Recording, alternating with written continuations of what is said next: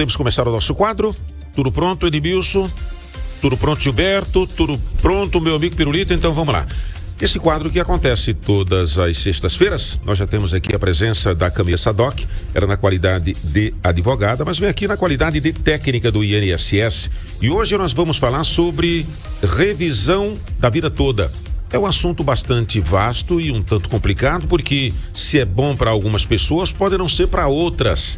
Mas a gente está aqui principalmente para falar sobre um outro problema que recai sobre essa questão, que é justamente a questão dos golpes. O que tem de gente, ou seja, golpistas, ligando para os nossos aposentados, oferecendo vantagens e tal, negócio é sério. Camila, mais uma vez, obrigado por ter vindo. Quer dizer que os golpistas já estão em ação e não é de hoje. E não é de hoje. Bom dia a todos os ouvintes do Comando 91, bom dia. Poxa, mais uma vez. O assunto hoje, o tema revisão da vida toda, ele é de extrema importância porque acabou de ser julgado, né, pelo STF, e a população precisa entender ao menos um pouco do que se trata essa revisão da vida toda, e nós do INSS precisamos trazer um alerta para toda a população, tendo em vista a grande quantidade de notícias de pessoas, de segurados, de beneficiários que já estão recebendo ligações telefônicas com oferta, né, de serviço, em que eles quem entra em contato afirma que essas pessoas têm direito, que já está tudo certo. Então nós precisamos conscientizar a população da importância de não passar informações pessoais, certo? Por meio de ligações telefônicas, de e-mail, de mensagem, de WhatsApp, que venha de SMS. O INSS não entra em contato para oferecer benefício, certo? Os serviços do INSS estão disponíveis pelas centrais remotas, pela Central 135, pelo meu INSS, de modo que jamais entrará em contato oferecendo o serviço de revisão da vida toda ou qualquer outro serviço, bem como empréstimos previdenciários, né? Porque geralmente vem todo um pacote de oferta e a população desinformada muitas vezes cai nesse golpe. E quando eles ligam, muitas vezes eles dizem sim, que são do INSS. E são convincentes. São convincentes, eles dizem que é para comparecer em determinado local, que não é uma agência. O INSS jamais faria isso. Quando o INSS entra em contato, é pelo SMS ou e-mail cadastrado em requerimento de benefício pendente de análise, e jamais vai dizer o teor da informação ou vai tratar do assunto por meio desses canais. Ele vai dizer o seguinte: entre no meu INSS para ver sua situação ou procure uma agência.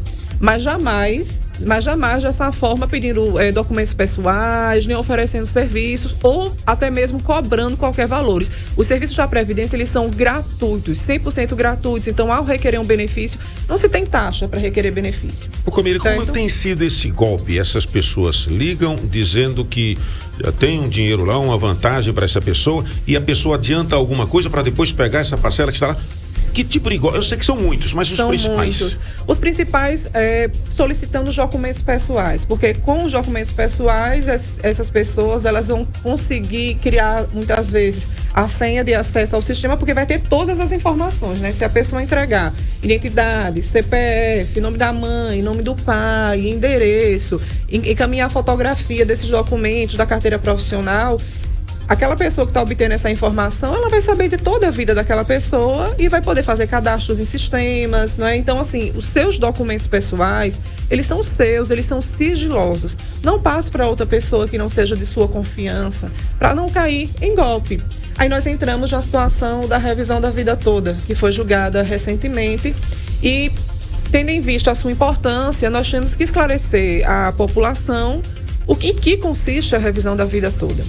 Eu vou tentar trazer aqui de uma forma mais simplificada possível.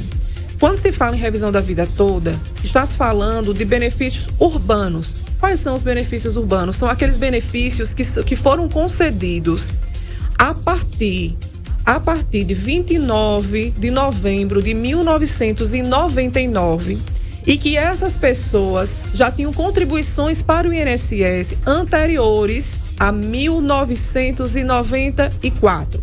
Vamos anotar essas datas, certo? E fixar.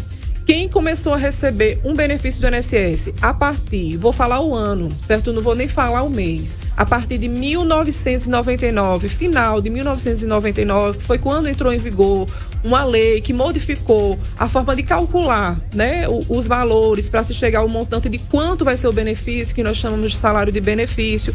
O número dessa lei é 9876, né? Um número até decrescente, 9876 Fácil de 99, isso, 9876, certo, 99. Ela alterou as regras de contagem, né, das contribuições, daquilo que o segurado pagou o INSS. E qual era a regra? Em 1994, nós tivemos o início do Plano Real. Com essa nova lei, o que foi que aconteceu? Os sistemas do INSS começaram a contabilizar a partir de 1994 em diante. O que tinha pagamento no sistema em diante. Os tempos de trabalho anteriores a 1994 para trás, independente de quantas essas pessoas contribuíram, o valor que contribuíram, se era muito, se era pouco, o sistema passou a considerar como se fosse um salário mínimo, certo? Então essa regra nova, que era uma regra que trouxe uma transição também, né, ela veio e prejudicou, de certo modo, porque tem regra nova que traz vantagens e tem outras que restringem os direitos. Então, a partir de 1999, uma restrição de direito, porque no final das contas, o cálculo que se levasse em consideração a vida inteira da pessoa poderia melhorar a sua situação do benefício. Com a regra nova, a partir de 1999, teve uma certa restrição, certo? E até hoje estava-se em discussão se essas contribuições que foram acima do salário mínimo, que eram muito boas, anteriores ao Plano Real, não deveriam ser consideradas. Por que elas não devem ser consideradas? Se eu tinha um emprego muito bom antes de 1994, se eu pagava valores muito altos ao INSS, por que na hora de contar a minha aposentadoria, vão contar como se fosse um salário mínimo? Essa discussão, ela teve uma duração de muitos anos e culminou com esse julgamento agora recente do STF, que chegou à seguinte conclusão: deve ser aplicada a regra que beneficie, tá certo? Desde que seja a de escolha do segurado. Só que esse julgamento do STF, ele ainda não tem força, não foi ainda publicado o acórdão com a força normativa para o INSS. Então, os sistemas do INSS, os serviços do INSS ainda não estão preparados, ainda não estão oferecendo o serviço, tá certo? Bem como até no judiciário existem limitações, existem os prazos de publicação desse julgamento e tudo mais, a modulação dos efeitos. Então, nesse momento, qualquer notícia que as pessoas recebam para a aplicação da revisão da vida toda, ela tem que ser vista com muito cuidado, para que essas pessoas não sejam prejudicadas. E qual é a mensagem que o INSS passa nesse momento? O INSS não vai entrar em contato para oferecer esse serviço, nem qualquer outro serviço, para ofertar, tá certo? Tenham cuidado, não passe seus dados pessoais. E o INSS ainda não está trabalhando a revisão da vida toda, porque nós temos que esperar primeiro a regulamentação e depois a atualização dos sistemas para poder começar a trabalhar a revisão. E nesse momento ainda não é possível fazer isso, para que as pessoas não caiam em golpes. Ok, já temos aí perguntas, é isso, Gilberto? Sim, temos sim, Rocha, mas antes eu gostaria que a doutora Camila Sadoc pudesse analisar uma situação bem específica. Doutora, bom dia, né? Mais uma vez, obrigado mais uma vez pela sua presença com a gente aqui no Comando 91. Doutora, tem uma situação de um cidadão chamado Cosme Serafim Pereira, que tem 45 anos, ele é morador de rua. Há 11 meses que ele mora no abrigo de ônibus, e mesmo sendo beneficiário do Auxílio Brasil, né? Esse dinheiro não dá para ele pagar aluguel, mal dá para sobreviver, enfim, tem um problema de saúde sério que não consegue trabalhar. Diante dessa realidade desse cidadão, ele não conseguiria uma aposentadoria ou outro tipo de auxílio que não seja o Auxílio Brasil, doutora? Vamos lá. A situação do Cosme é a situação de muitos outros brasileiros. Inicialmente, pelo que se percebe, o Cosme não deve ter um emprego formal há muito tempo, o que nos traz também a lógica de que ele não tem a qualidade de segurado nesse momento. Qual é o benefício e a forma de assistência que o INSS tem para o morador de rua ou a pessoa que está em determinada casa de abrigo, né, em proteção? É o BPC, o LOAS. Agora, o BPC, para uma pessoa de 45 anos, ele tem que atender duas regras. Primeira, que é o critério de hipossuficiência, miserabilidade, que é aquela questão da renda, né? A ausência de condições financeiras para se cuidar ou de familiares que possam cuidar dessa pessoa, pelo relato, transparece que o COSME atende, certo? O segundo é a necessidade de que ele passe em perícia médica. E para que ele passe em perícia médica, ele tem que ter um laudo, um atestado médico, constatando a sua condição, né, de incapacidade para o desenvolvimento de trabalho. O que é que deve ser feito? Quem estiver auxiliando o COSME, ou se ele mesmo puder, primeiro passo é o seguinte: se ele recebe o Auxílio Brasil, significa que ele já atendeu aquela primeira regrinha para o BPC, que é ter o cadastro único, que é o mesmo cadastro antigo do Bolsa Família e que hoje é o Auxílio Brasil. Ok, COSME, você já atendeu esse requisito. Provavelmente você tem seus documentos pessoais guardados, tudo direitinho. COSME, você precisa procurar o seu postinho de saúde, tá certo? Procure a ajuda do pessoal da Secretaria de Saúde, vá no postinho, tá certo? Passe na sua consulta médica. Dr. Moisés passou aqui a semana passada e até nos relatou a importância do atestado do laudo médico do postinho de saúde, que tem grande relevância. Quando você tiver com seu atestado ou laudo médico dizendo da sua incapacidade, você vai numa agência do INSS com a sua identidade CPF, tá certo? Você vai relatar lá no balcão que é uma pessoa que não tem condições de acesso à internet, tá certo? Vai pedir para falar com o gerente, porque a pessoa em situação de hipossuficiência e que não tem acesso à internet, se esse for o seu caso específico, tem direito de atendimento na agência, tá certo?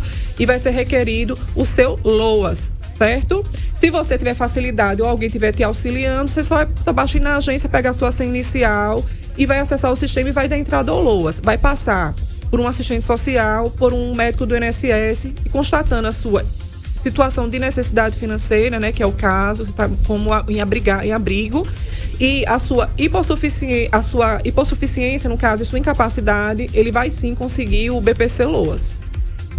Perfeito. Doutora, só uma dúvida rápida. O fato de ele receber o Auxílio Brasil não impossibilita de receber o LOAS, né? Não interfere. Olha, benefícios assistenciais de governo, como o Auxílio Brasil, não entram na contabilização. Bem como outro benefício recebido por integrante do grupo familiar que tenha mais de 65 anos, certo? No valor de até um salário mínimo também não prejudica, tá certo? Essa é uma regra que foi alterada no INSS a partir de 2020 e que pode gerar benefícios para muita gente. Temos aqui algumas participações através de áudio dos nossos ouvintes. Vamos lá, os 5990, Edmilson. Bom dia, vim falar com o senhor Ivanilson. Eu gosto de saber da doutora aí. Eu recebo o benefício do auxílio acidente, entendeu? Por causa de uma cegueira no olho, entendeu? E o outro olho eu tenho um estrabizo e tenho deslocamento de retina. Nesse caso, eu conseguiria uma aposentadoria de invalidez por causa da sequela do outro olho estar cego e depois de conta no olho. Nesse caso, tem como?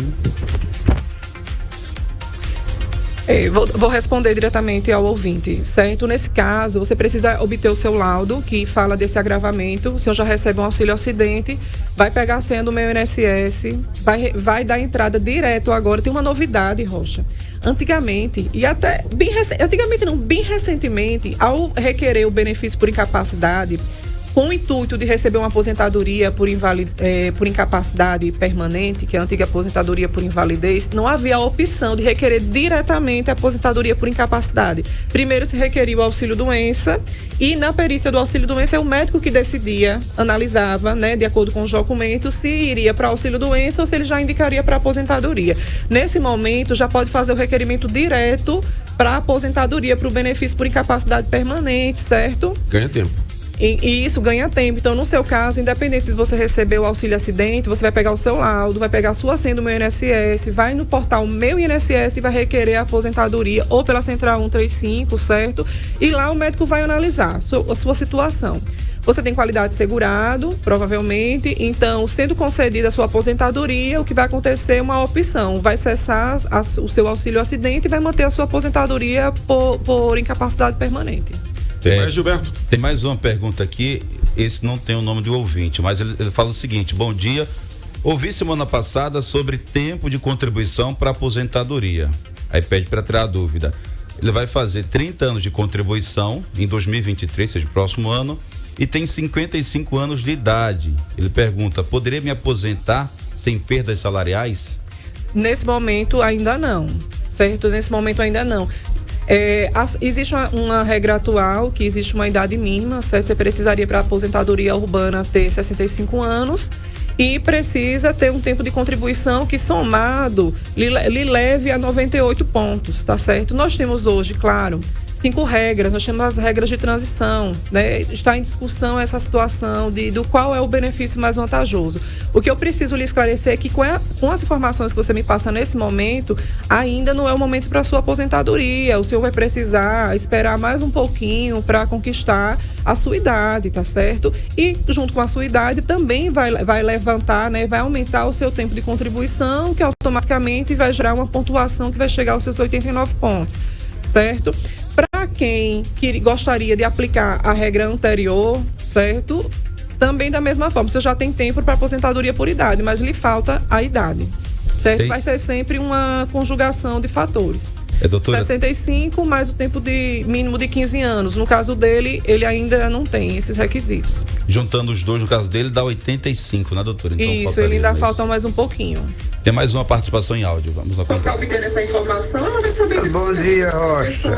Que vai poder fazer cadastro. Eu gostaria de saber da doutora. Os documentos pessoais. Veja o seguinte, sou viúvo, tenho 75 anos, vivo com a companheira há 30 anos, da vida toda, que foi gerada recentemente, e tendo em vista a sua importância. Tenho uma filha com 29 anos. O que consiste a Tem uma casa que é no meu nome e no nome dela, tipo sociedade, sabe? Quando se fala em revisão da vida, O fato é o seguinte, eu gostaria de saber, urbanos, quais são os benefícios urbanos? no caso do meu falecimento, foram concedidos o que é que falta a partir de 29 para a minha mulher que vai ficar viúva, e que essas naturalmente, né? tinham contribuições para o INSS Para ela informar, 1994. para ela provar para o INSS que é minha dependente. Quem começou Ou seja, um benefício tem direito à pensão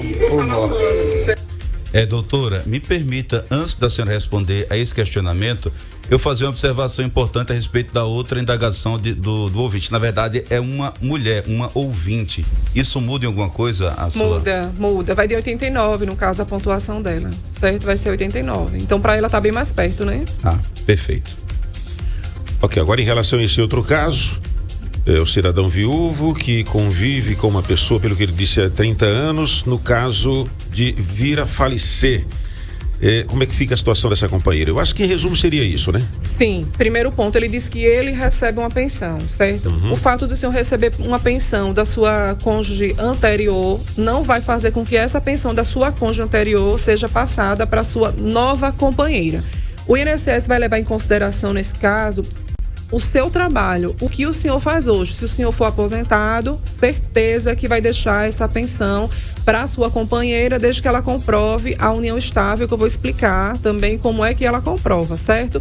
Mas se o senhor só recebe essa pensão, não está aposentado, e o senhor quer garantir essa pensão para a sua companheira, ou o senhor tem que estar fichado, que nós chamamos no popular, desenvolvendo a atividade profissional, com carteira assinada, ou se eu tenho que passar a contribuir para o INSS, ou sendo agricultor, tem que juntar as suas provinhas de atividade rural, né? Esse é o primeiro ponto. O senhor tem que ter qualidade segurada para poder deixar benefício para outra pessoa. Isso no caso da pensão. Da pensão. Agora vamos falar sobre os documentos que comprovam a união estável.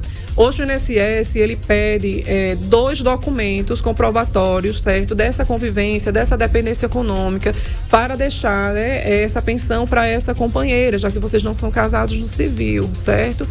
Quais são esses documentos? Primeiro, um desses documentos tem que ser datado de até 24 meses anteriores ao óbito, certo? E o outro pode ser com mais tempo.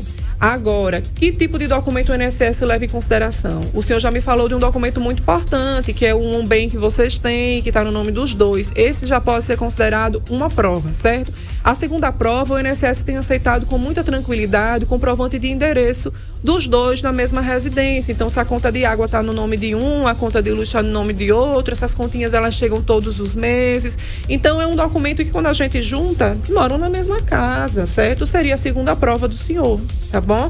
Mas o fato do senhor receber uma pensão, deixa eu dar aqui só um alerta, não lhe impede de casar não, viu?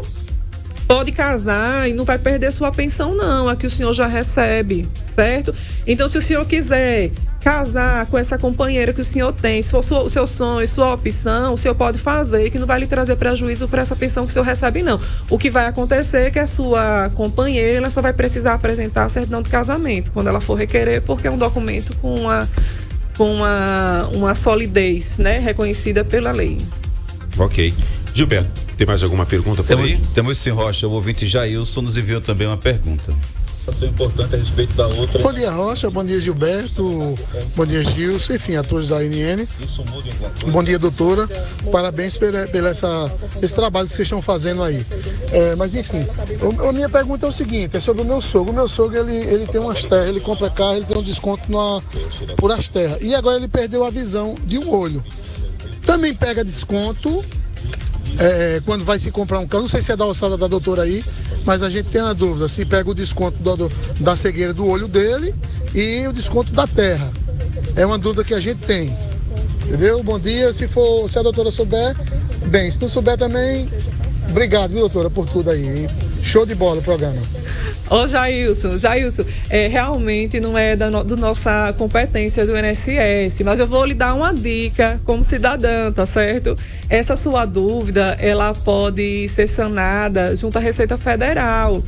Peça para alguém, se o senhor tiver facilidade, o senhor mesmo, entra lá no site da Receita Federal, lá tem as isenções e tudo mais, e o senhor observa se lá existe essa possibilidade, essa hipótese, né? Infelizmente, a gente do INSS não trabalha, né, com essa questão de descontos, né, em consumo e de tributação, porque realmente é de outro órgão, viu? Ok. Bom, por enquanto é só, Rocha. Só? Bom, já estamos aí no finalzinho do nosso quadro, né?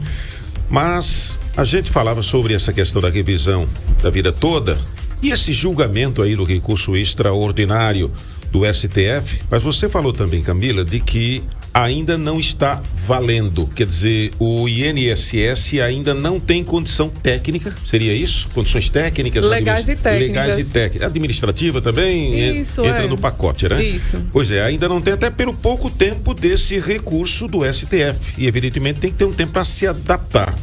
Existe esse tempo ou ainda está em aberto?